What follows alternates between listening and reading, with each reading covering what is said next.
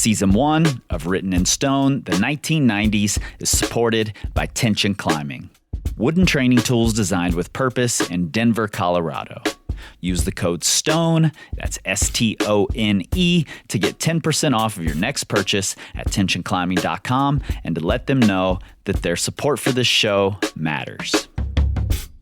Not valid for tension board sets, hardware, or gift cards. Cannot be combined with other offers. tensionclimbing.com. Mastery over success. Written in Stone is co-created by Power Company Climbing. Products, training plans, and education to help you become a better climber. PowerCompanyClimbing.com. Use the code STONE, that's STONE, for 20% off of almost everything. Learn, grow, excel.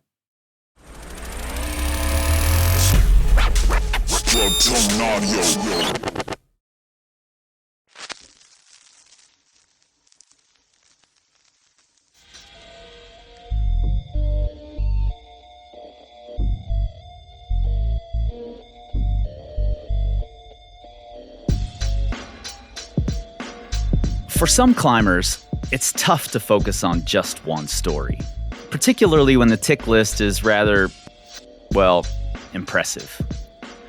Take this tick list, for example. 9B first ascent, 9A plus / B first ascent, 9A plus first ascent, 9A plus second ascent third attempt, 9A / 9A plus, 3 more 9As, 1 of them a first ascent, 3 8C pluses, 2 of them first ascents, 3 8Cs, 1 of them a flash. And this isn't a lifetime tick list. I mean, it would be for just about anyone else. But no, this tick list represents one trip. 3 weeks, 8 routes between 9A and 9B, 14D to 15B. What did you do with your last vacation?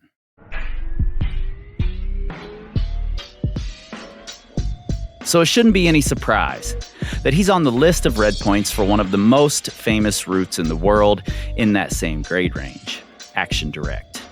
It shouldn't be any surprise that he ticked that box quickly. But let's back up for a minute. It's not a gimme. The best climbers in the world still take multiple days, sometimes multiple trips, to earn the right to mantle onto its mossy top where they can clip the most sought-after chains on the planet. But quickly, what exactly does quickly mean? 2 days, 10 tries? Surely not 1 day. That would be unheard of. Well, in March of 2014, when Alex Megos tied in beneath the world-famous bulge, he had gone up it for the first time just 2 hours earlier. Not yet wearing his trademark yellow shirt, though he was wearing a yellow chalk bag, he never once breaks form, never looks out of control, never moves without certainty. And less than 90 seconds later, the jubilant screams of the 22-year-old who has clearly picked up where Wolfgang left off are echoing through the forest.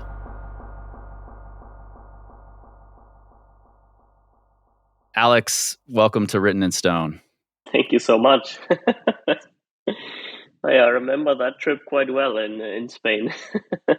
Yeah, I was doing some research for this episode and I came across that tick list and was like, wow, that's a pretty amazing 3 weeks. That was one of my better trips for sure. Yeah, absolutely absurd. I actually remember your first US trip and it sort of caught me by surprise too. Not just the fact that you on-sighted my project right in my face in the red, but that you did so many routes and boulders of different styles across the country. And I had never heard your name before that moment. And that was kind of a big breakout for you. Since we're talking about Wolfgang, I'm curious, on that trip, was there inspiration for that trip based on the US trips that like he and Kurt would take and just crush everything? I mean, of course, at some point as a climber, at least as a climber in Europe or Germany, like going to the States is something you'd want to do just because of the history of all the famous areas and the famous routes. And I know Wolfgang and Kurt have been multiple times to the States and crushed a bunch there. And also Like a good friend of mine, Norbert Sandner, who was a good friend of Wolfgang, he went to the Yeah. States quite a few times with them on those trips, and it just seemed when I finished school like the logical first big trip. So yeah, that was for sure an inspiration, and 4 months seemed like a good length of time to get a good overview of most of the areas. So we flew over to Boston and bought a car, and then literally drove from East Coast to West Coast, and then down to Waco Tanks in 4 months, and tried to climb as much as possible. Man, that's the way to do it. Fantastic. It was a cool way to like see you burst onto the scene too. It's good fun. I mean, we had obviously I didn't have anything in mind. I just wanted to climb as much as possible, and it was like this little fun goal we had for the trip to climb more 8As, routes and boulders than we had days in the US. So that's Yeah. like V11 upwards and 13B and upwards. And we had like 120 days. We stayed in the US, and after the 4 month trip, I came back with a tick list of 135, like 8A, 8A boulders and routes. So uh, I remember going to first Rumney and then the Red, and just opening the back of the guidebook where they have like the list of all the routes yeah. by grade, and I just say, okay, everything 13B and upwards, I want to take like everything that's in the guidebook. And back then, it was not that much as it is today. It was like maybe Yeah. 40 routes or something. And I think apart from Southern Smoke Direct, which back then was the hardest route here, I ticked almost every 13B and upwards.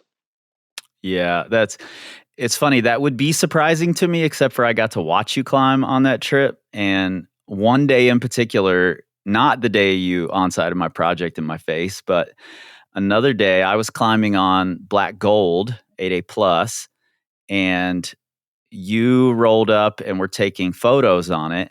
Mhm. And I remember watching you do the crux move and then look over at the photographer and say, "Should I do it again?" And then reversing the crux move and casually just hanging out while he got a different angle, and you just did the crux move like 5 times in a row, down climbing it and climbing back up it over and over. And I was like, "Wow, if this kid wasn't so happy and smiley, I would probably hate him." I remember that day. I remember that day. Yeah. Amazing, man. Well, before we jump into these questions I've got for you, I have one question I have to know the answer to, and that's if you had to adopt any fashion trend from Wolfgang in the 80s and 90s, would it be the short shorts, the wild tights, or the mustache?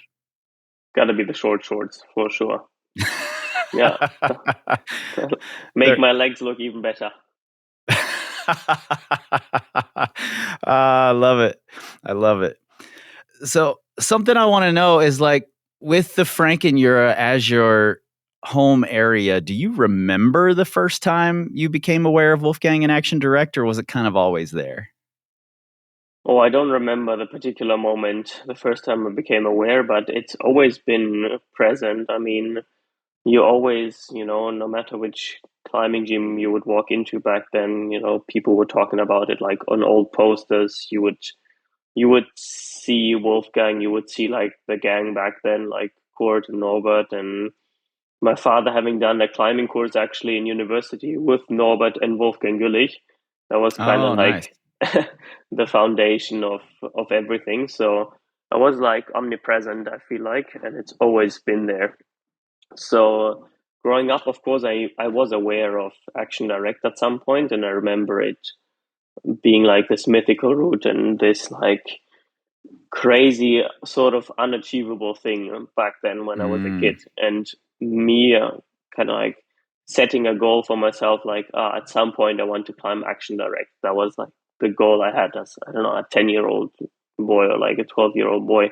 That's when I got much more into climbing, and back then it seemed ridiculously far away, and not even a decade later it became absolute reality. yeah. Well, you had already on-sighted 9A by the time that you did Action Direct.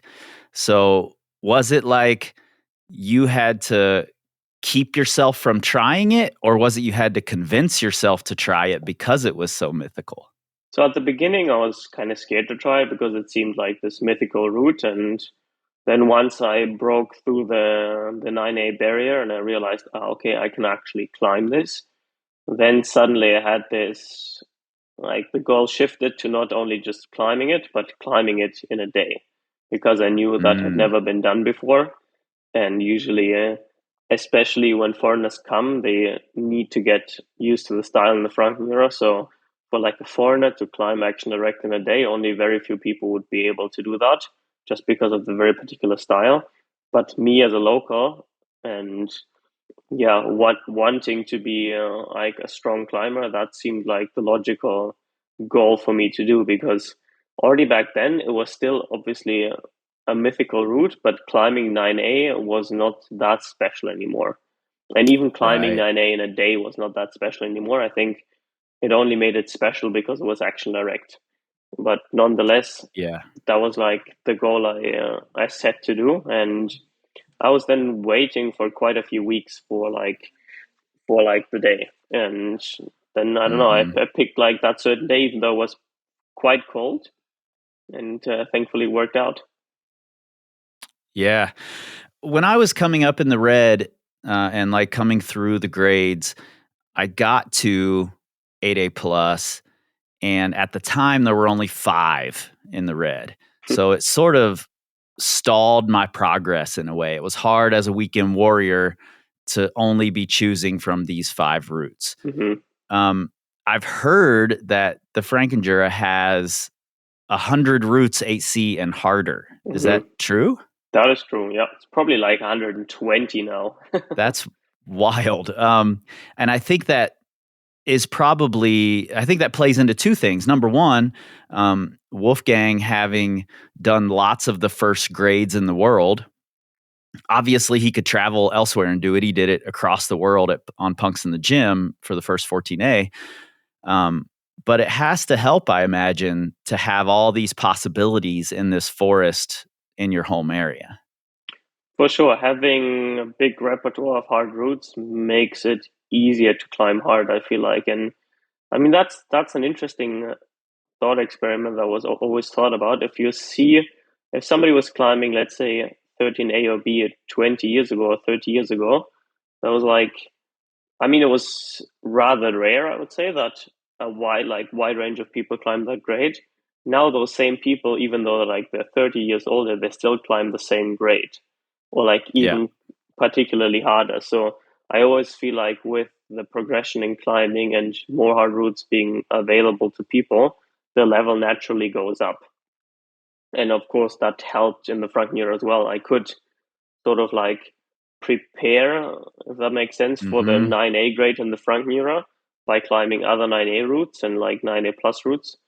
And that also kind of prepared me for Action Direct. Whereas if Action Direct would have been like the only 9A, that would have been the logical step to just climb it and not even focus on climbing it in one day. But because I had like this, Right. like 15 other routes that were a similar grade, it was like easier to prepare. Yeah, totally. And I think that's it's almost a gift to the next generation, like a gift from Wolfgang to you to have all these routes available from Wolfgang and Marcus Bach and Norbert and Milan and all of these people who were establishing hard routes back then are giving you and your generation a gift in an easier path through those grades. Yeah, for sure. That's sort of like what our generation is trying to do for the next generation by establishing like 9Bs and 9B pluses and then Yeah. giving them a bigger pool to choose from to then be able to climb those grades faster and then move up to the next grades. Yeah, that's great. Are there many locals who have repeated Action Direct? There are locals who have repeated Action Direct. There's for sure a handful of locals that have repeated Action Direct. And I mean, if you Okay. take German climbers that live within, let's say, a radius of like 3, 4 hours, it's like a few more, but there's definitely local climbers that have repeated it, yeah. But the majority of repeats have definitely been from outside of Germany. Hmm. So shortly after you did Action Direct, maybe like a couple weeks later, maybe a week later, um, you went to Switzerland and you did the first free ascent of Fly, which was a 20 Oh yeah. pitch big wall with pitches up to 8C that I think Roger Shawley had sort of prepared and then invited you to come and try. Mhm. Um, at that time, were there any thoughts of like the walls that Wolfgang had also gone and done, like Eternal Flame? Or is it just coincidence that I'm starting the Action Direct story off with Wolfgang on a big wall thinking about sport climbs?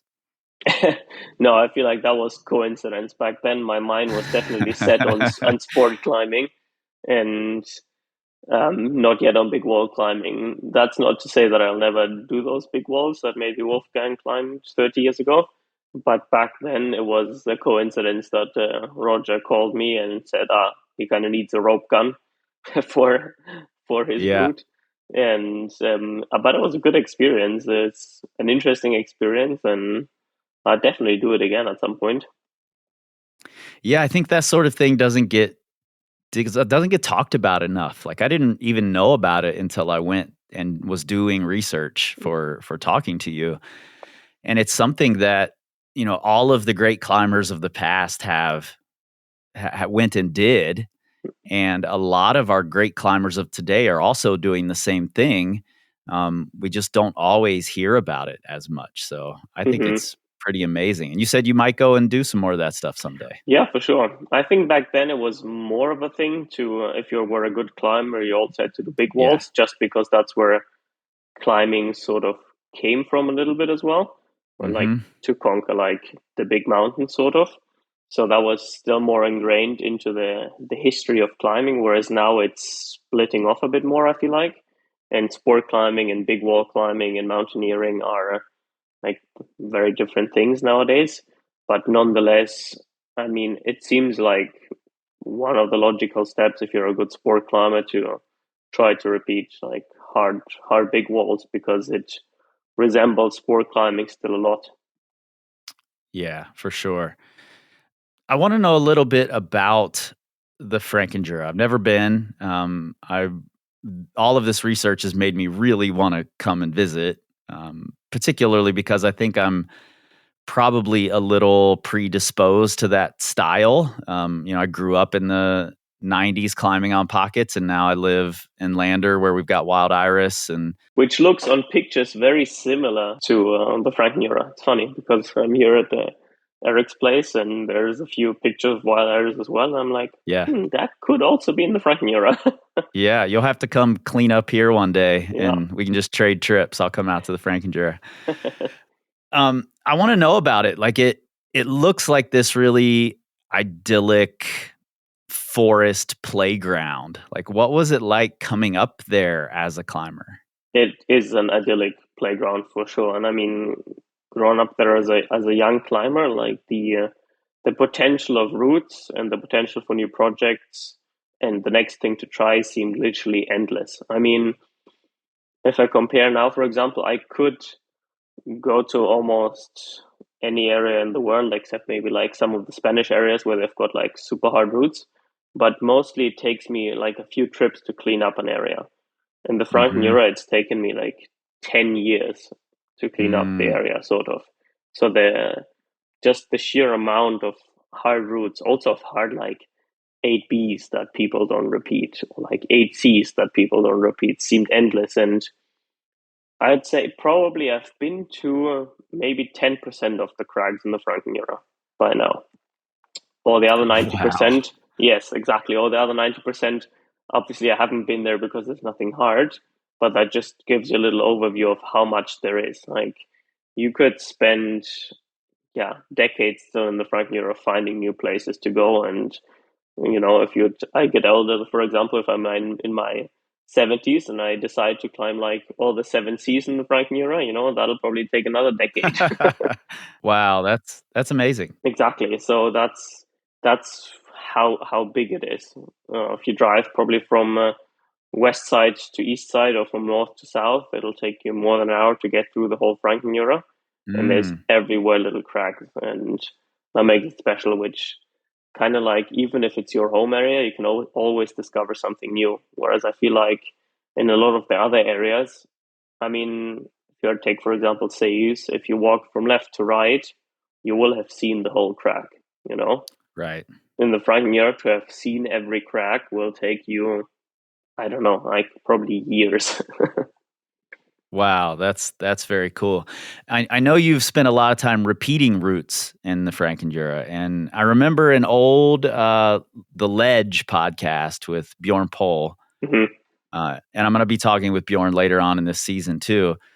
Um, I remember you talking about a competition of sorts to repeat some 8A the most times that you were having with Dickie or something. Is that Yeah. still going on?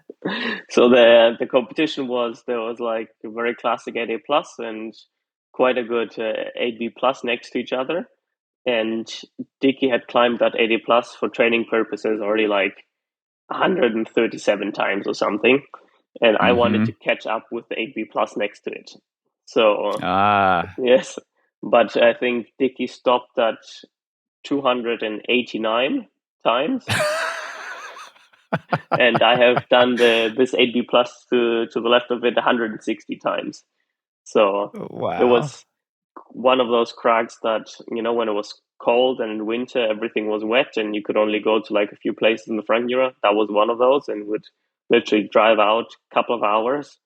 Everybody, like, there's like no rest between the burns, sort of. We like always alternate, and within 2 hours, each of us has climbed like 8 pitches, and then we went back home.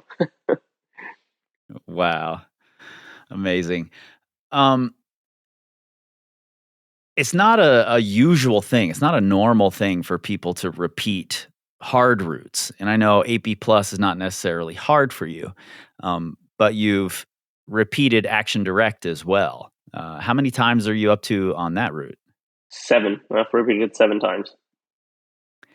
Did you repeat it again for this recent photo shoot? This like 360-degree photo shoot you just did? No, I didn't know. We had like very, very limited time. Like, we arrived there and the setup was not ready yet, and we only had maybe an hour and a half until darkness.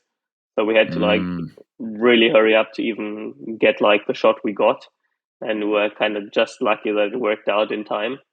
So we had already climbed at a different crack before with Yannick. So we literally just went there to try to get the photo shoot done, but refreshed some moves. And I think, yeah, it's always like a style that also I have to get used to. Like, if I haven't been climbing the mm. Frankenjura and I've been to other areas around the world, it's still a very particular and crazy style. So even for me, it takes also a few days to always get back into Frankenjura mode. That's good to hear. I think people a lot of the times have this expectation that they can just roll up to an area and climb the same grade that they do Oh, everywhere else. absolutely not. I mean, I've had like some really, really strong climbers, bouldering like 8B plus and 8C, and they get totally shut down on like 8B or 8B plus routes in the Frankenjura, just Hmm. because it's very different to most of the other areas, and people don't realize. I mean, some of the 8B pluses are like really, really hard, whereas I feel like in Spain, I could almost, if I would know the route very well, I could just like climb it for warm up. That would never ever be the case with most of the 8B pluses in the Frankenjura. Mm. Except for the one you've done 160 times. Except for that. That makes it even more impressive when you look back at like what Wolfgang and those guys were doing. You know, Wolfgang, Jerry Moffat, um, traveling all over the world, doing the hardest routes everywhere in these quick, short trips back in the 90s.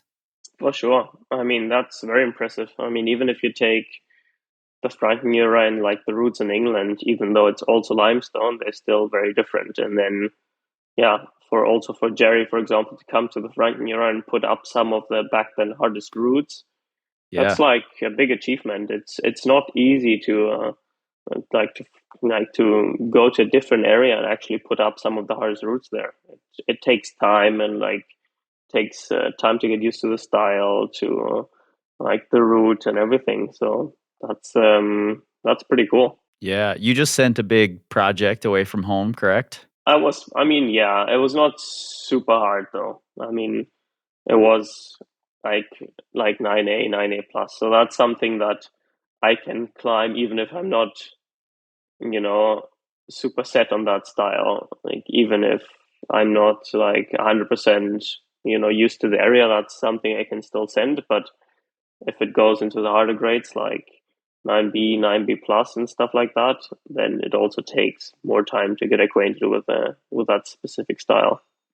With so many people climbing at that level, at like the 9A, 9A plus level now, why do you think it is that those projects still are out there at relatively popular areas? I mean, it kind of makes sense to be honest, because if you have a lot of 9A, 9A plus climbers, they obviously get drawn to the areas where there's a lot of 9A, 9A pluses because everybody likes to have options, Sure. So that's why you, for example, don't see anybody who, mostly apart from locals, nobody's going to Romney to climb 9A or 9A plus because there is only one of each. So Mhm. I feel like if you roll up there and you can climb 9A or 9A plus and you've only got one option, and if that option doesn't suit you, then you're kind of screwed. So Yeah, that obviously, makes the sense. more hard routes you have in an area, people get drawn to that area.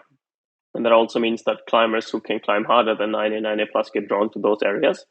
And then when they've done the 9As and 9A plus, they start looking around what else there is. And that's why that kind of creates this hub and this place where people are looking for 9Bs and 9B pluses. And then, of course, they find them eventually.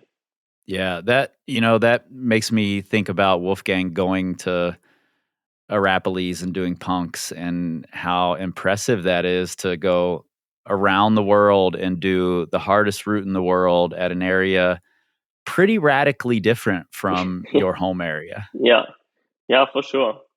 I mean, that just kind of shows that even though back then it was the hardest route, and I mean, Punk's in the gym was 85, right?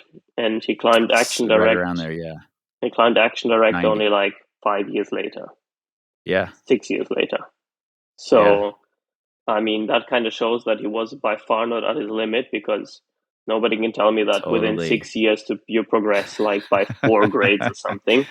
So Yeah, that kind of shows that climbing was still not very developed. And back then, even though 8B plus was the hardest route in the world, it was still so far below his abilities that he could just show up somewhere and within like a few weeks climb the world's hardest and first 8B plus. yeah. I'm sure he's still a very, like, present figure, around your home area, as he is in all of climbing, For sure. what do you think it is about him that we're so enamored with? Hey, because he probably was a good personality. I mean, if you talk to people that knew him personally, he seemed to be an inspiring person. He seemed to be like very calculating, but also just like a nice person to be around with. And I think that's what stays with people. Like if you have somebody who has charisma and a good character, that's what's much more important, or that's what's remembered by other people rather than his climbing achievements. Yeah, he seemed, at least in interviews and, talking to the people who were friends with him back in the day, he seemed like a really genuine, easygoing kind of a person who wasn't, super selfishly focused on his goals. He was focused on his goals, but then he could snap out of that and just be a friend to Yeah, everybody. exactly. And I mean, if you take Norbert, for example, Norbert and Wolfgang back then, they bought like two properties right next to each other because they wanted to build their houses right next to each other. And I feel like Mm, if you go this far, you kind of know that, okay, he must have been a nice person. Otherwise, he would have not wanted to build a house next to his. yeah. I read a story. I don't remember if it was in Ben Moon or Jerry Moffat's book, but they talked about meeting Wolfgang when Wolfgang was already a superstar. He'd already climbed Kanal and Rücken and these things that were the top in the world. Um, and they meet him, and they're basically living on the dole, dirt bagging. and he saw the condition of the rope they were climbing on and was like, I'm going to go ahead and give you my rope because I don't want you climbing on that thing anymore. Yeah, I think that speaks a lot to his character. for sure. And I mean, he was always very inviting. That's why they had also this, like the place in the Frankenjura where, for 13 or 14 years, people have been staying for like occasionally multiple months at a time, and the door was Hmm. always open for any foreigner. Yeah. And that route, Action Direct, one of the things I don't really talk about much in the story episode, but that has occurred to me since, is most of the hard routes at the time were vertical to lightly overhanging, edging, not super powerful. A lot of the climbers at the time were very static, 3 points of contact sort of climbing. Hmm. And and I think that's part of what made that, especially that move, the first move off the slab, so famous. So much so that it's probably the most famous move in all of rock climbing at this point. For sure. I mean, that was just not a thing to dino to something, you know? And I mean, if you look at the routes back then, Canal im Rücken, like you said, or the face, they're like dead vertical. Yeah. They're Yeah. literally by modern standards slabs. And it has, I mean, of course, like for example, Wall Street has like that bulge, but the beginning is vertical and then you climb over the bulge and the actual crux kind of is also in the vertical holding small holes. But back then it seemed like everybody seemed to be going around those like super overhanging roofs because I don't know why. Maybe they felt like it was too hard or impossible to do. Of course, the shoes were very different to what we're wearing today, Sure. and that kind of made it very special. And that being said, Action Direct actually is a very unique route for the Frankenjura too, because most Mm. of the hard routes in the Frankenjura are not as pockety as Action Direct is. Like a lot Mm. of the routes up to 8A, 8A plus are quite pockety, and after that, everything is very, very crimpy up to like 9A plus, except Action Direct. That's kind of like the only route that pretty much only has pockets in that grade. Oh, interesting. It's, we kind of have to give credit to both Milan and to Wolfgang. Like Milan originally saying, let's climb this big bulge. And then Wolfgang saying, well, what if we just went direct through the steepest part of this thing? Hmm. That's them teaming up for that sort of futuristic vision is really cool. For sure. And big props to Milanos also because he's put up like a lot of the very, very classic like 8B routes and 8B plus routes in the Frankenjura. And even things that he didn't climb, like Action Direct, and things that he bolted, always turn out like 3-star routes. So you kind of need those people as well that have an eye for what is a good line and what potentially might be possible. Yeah. I just recently watched a video of you trying what you were calling the last big project in the Frankenjura. Um, Tell me a little bit about that. Like that was bolted by Patrick, right? That was bolted by Patrick and a friend of his, Philip. Yeah, well, I think around 20 years ago. And it seems very obvious to bolt that line because you look up and you're like, okay, that there is a line of pockets and that's like the center line of that half dome thingy. And it absolutely makes sense to bolt it, but I can see why back then it seemed very futuristic. Even the right side of that cave, there is a very obvious line of pockets, and Philip back then bolted that and did the first ascent. That already turned out to be 8B plus, Mm. so rather hard. Like coming from the left and climbing through that whole steep wall, like the line looks very good with the bolts and the quick draws, but it also seems almost impossible. But nonetheless, they like did bolt it, and it stayed project for a very long time, and then had like some issues with like a glute hold that has been removed then afterwards. Mm. But I say that because, of course, there's still new routes being added to the Frankenjura, but there's no route where you would walk up to and be like, "Oh my god, this looks really, really good." And that's exactly the Right. case with this project. You stand in front of it and you're like, wow, this is crazy. And not only crazy for the Frankenjura, but anywhere else, this would have been like an amazing line to build. So that's what makes it so special. And that's why I say like the last great project, because I'm sure there is other projects, but I don't think there'll Sure. be any other project where you'll walk up to and be like, wow, this is crazy. Do you think you'll dedicate some time to it in the future? Hopefully, I mean it's close by. It's doable for sure, even though it's like a very low percentage move to a mono. But it seems absolutely worth dedicating some time just to see if it actually goes and if at some point they can piece it together. Very cool.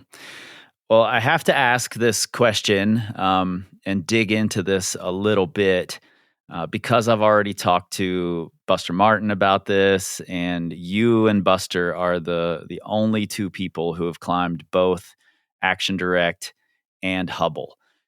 Actually, hold on just a second here. Let me jump in. This part of the conversation I'm actually deleting because there's a bonus episode coming out for you guys very soon about Action Direct versus Hubble, the first 9A in the world. And I got both Buster and Alex's thoughts, and as well as some other folks.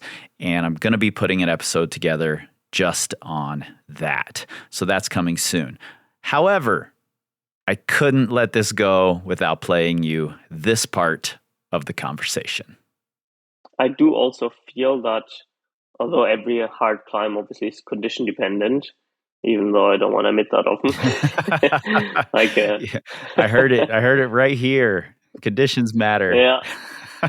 Yeah, unfortunately they do. It kind of sucks, but the older you get, you realize that they kind of do matter at some point. Yeah, for sure.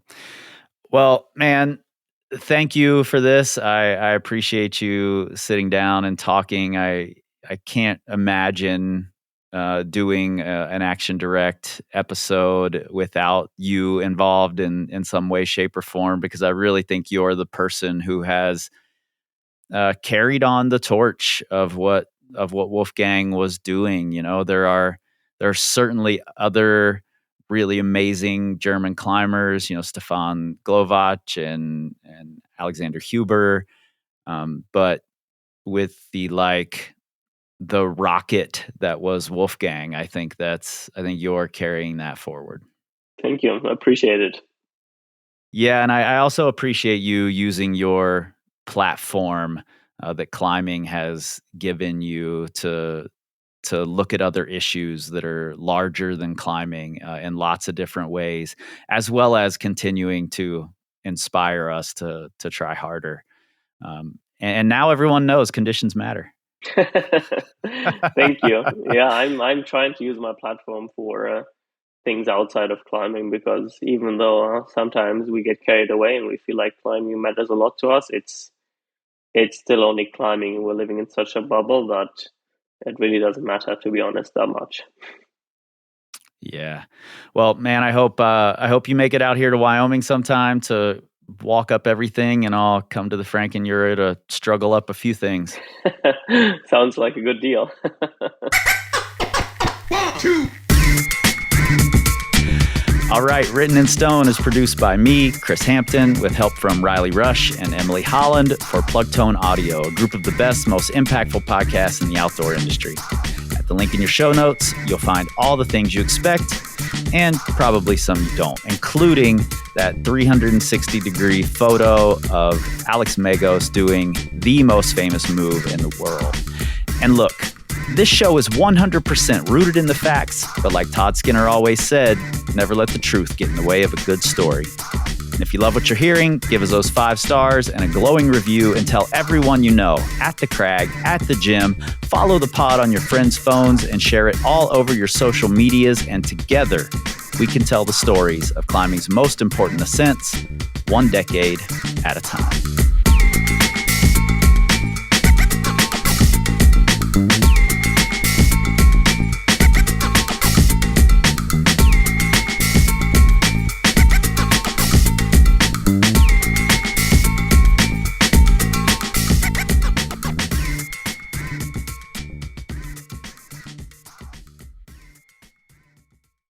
conditions matter. Did you hear that, stoners? Conditions do matter. We knew it all along, but it's good that young Alex Megos is learning a thing or two about rock climbing. I mean, he really only had a thing or two left to learn anyway, so I'm glad he's learned them. Anyway, that was a highlight of that conversation for me, and it's going to show up in the conversation next week, but I had to have it in here. I almost just left it at the end as an extra stoner moment, but I didn't want to deprive the general listening audience of the brilliance of Megos admitting that. Also, did you know about Megos doing this big wall right after he did Action Directe? I had no idea. That caught me by surprise when I was doing the research for this, and was strangely similar to Wolfgang's trajectory as well. So I thought it was really interesting, even if it was just a coincidence. Anyway, my voice is still with us, at least for today. Maybe a couple more days. We'll see how that goes. But next week is the bonus episode, Hubble versus Action Directe, the world's first 9A. And actually, it was intended sort of as a filler. It was something I wanted to talk about, but the way the schedule fell out in December, if we were going to take a break for Christmas, I didn't want to end it on a story and then have a break before we had the conversations. And that was the way it was going to fall out. So I needed to add a week in there. So I intended to just do an easy week, talk about the two and my thoughts on it, and get a few thoughts from Buster Martin and from Alex Megos. But it turned into this whole production, as I tend to do.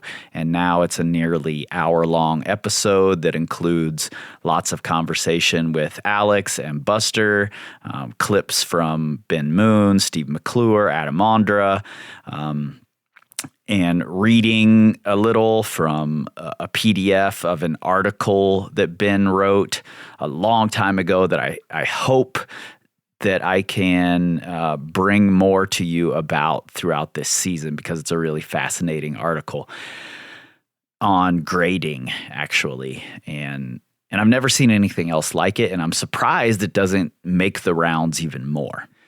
But like I tend to do, I end up asking way more questions than giving answers, because I think it's a really fascinating thought experiment once you really start digging into it. And I suspect you'll find the same. Okay, before I go, a couple of things that are coming up.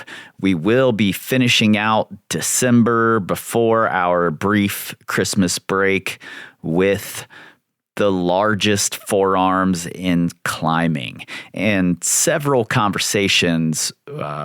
I think we have 3 actually conversations about those forearms. And then in the new year, we're doing a Secret Stoners Club giveaway. We're going to have some things from Tension as well as from Power Company. And I may try to get a couple of books together, climbing history books, to put into this giveaway as well. I'll see what I can do. All right. I'll see you guys next week.